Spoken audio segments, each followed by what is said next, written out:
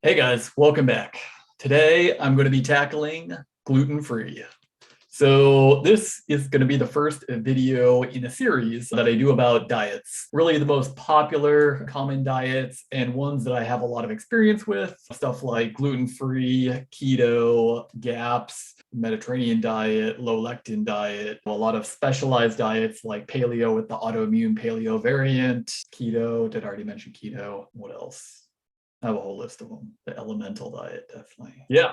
So for those of you who haven't seen my other videos, I have talked about gluten-free a number of times, really about celiac disease or in conjunction with celiac disease, which I've had for roughly 2 decades. So I've had a lot of experience with gluten-free. I've tried just about every gluten-free food that exists. Not literally, obviously, but I've tried like every major brand, Char, Udi, Canyon, just all of them. I'm not going to spit out every single brand in the world. But yeah, I've tried so many different gluten-free foods of all different varieties, gluten-free pizzas, gluten-free snacks, gluten-free donuts, gluten-free pastries, gluten-free everything. And so I really wanted to go over the gluten-free diet here because it's one of the things that I talk to people about a great deal. People always ask me about the gluten-free diet and what it involves and why to do it and all of that stuff. So yeah, I just wanted to get into that. So I guess I'll start when I was diagnosed with celiac. It was 2 decades ago. There was almost nothing known about gluten-free or gluten at all. Most people that I talked to had no idea what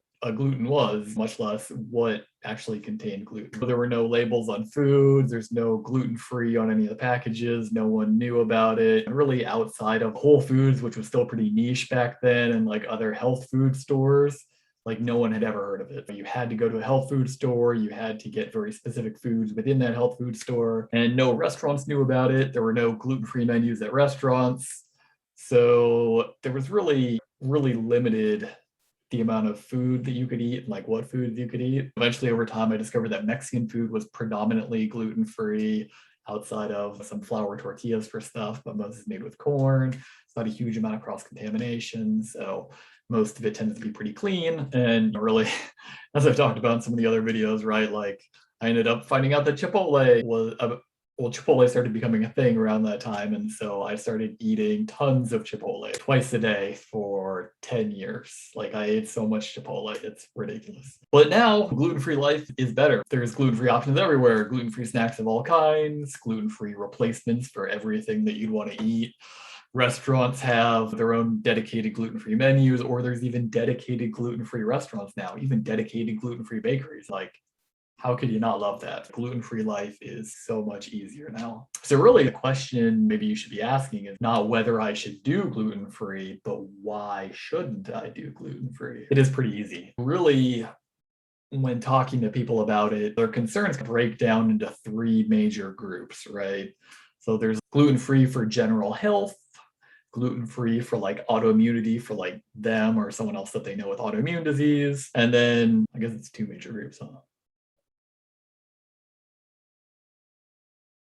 All right.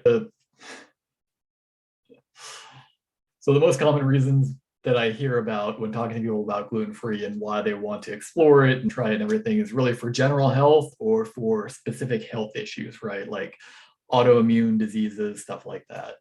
And really, gluten-free helps with both. And there's 3 major reasons why going gluten-free can help everyone, and specifically like people with autoimmune diseases or other diseases. And it's because gluten, like many grains, triggers an immune response, and it tends to trigger a strong immune response, especially in susceptible people. And that's how you get celiac disease. You have a very strong immune response to gluten, and that ends up destroying your gut and destroying parts of your nervous system and a whole bunch of other issues. And especially for people with gluten allergy, celiac disease, you totally avoid gluten. You have to avoid it forever, basically. And then really the other 2 reasons, besides the immune response, are the high amount of lectins and the high amount of glyphosate in gluten. And lectins are really bad. They're part of the defense mechanism of plants. They promote indigestion. They increase the gap of the tight junctions in your gut. Basically, it contributes to leaky gut, if you've heard of that. Leaky gut is where your gut allows some of your food that shouldn't be escaping your gut to escape your gut. And it can trigger system-wide inflammation and all of that, which is bad. And then glyphosate Roundup is a weed killer, right? And so glyphosate, we found out, works by killing off bacteria, and it does so by disrupting the shikimate pathway. And so the problem with that is we have glyphosate everywhere now into our foods, and gluten and other grains are just they absorb a lot of the glyphosate that's sprayed on the plant and in the groundwater that the plant uses, and gluten that gets turned into bread therefore has a lot of glyphosate in it. And glyphosate is really bad because if you have high levels of glyphosate in your body, it's going to start killing off bacteria in your body. And perhaps you don't know, but our bodies are filled with bacteria. Like, we have more than 2 pounds of bacteria in our gut. The number of bacterial cells in our body outnumbers our native cells at least 10 to 1. We're like giant scaffolds for bacteria, like shambling bacterial scaffolds. I know that's a lovely, a lovely picture, but really we have lots of synergistic bacteria in our bodies. We have synergistic fungi and viruses, everything as well, but tons of synergistic bacteria. It produces neurotransmitters in our gut. It helps regulate our immune system, all of this stuff. And having high levels of glyphosate kills off or disrupts those bacteria. And so it can predispose us to disease. And so the higher your glyphosate burden, the more predisposed you're going to be to disease.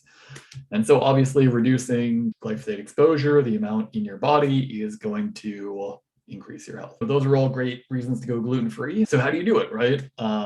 So as I was saying before, it's really easy now. There's gluten-free foods at every major grocery store. There's the big GF label on all of the foods that are certified gluten-free. And really, you just go for those. So there's gluten-free replacements for all of the major products that you want. So gluten-free breads, like Canyon is great, or Udi, they all make great bread products. And there's like at least a dozen more of all different types. You could go to your local health food store, whether it's a Whole Foods or Mom's Organic Market, or we have Sprouts here in Southern California. They're all great. They all have a huge selection of gluten-free bread products. They have gluten-free pizzas with traditional like gluten-free grain type crusts, which can be very chewy and rise somewhat other glutinous products. But then they also have other cool replacements, like they have cauliflower crust pizza and almond crust pizza, and they're good. They're not direct replacements for glutinous crust, but they're good in their own. I don't think anyone's going to try and sell you on gluten-free being at the level of gluten yet. We've developed our gluten recipes over thousands of years, and gluten-free has been developing for 20 years now. So give it some time.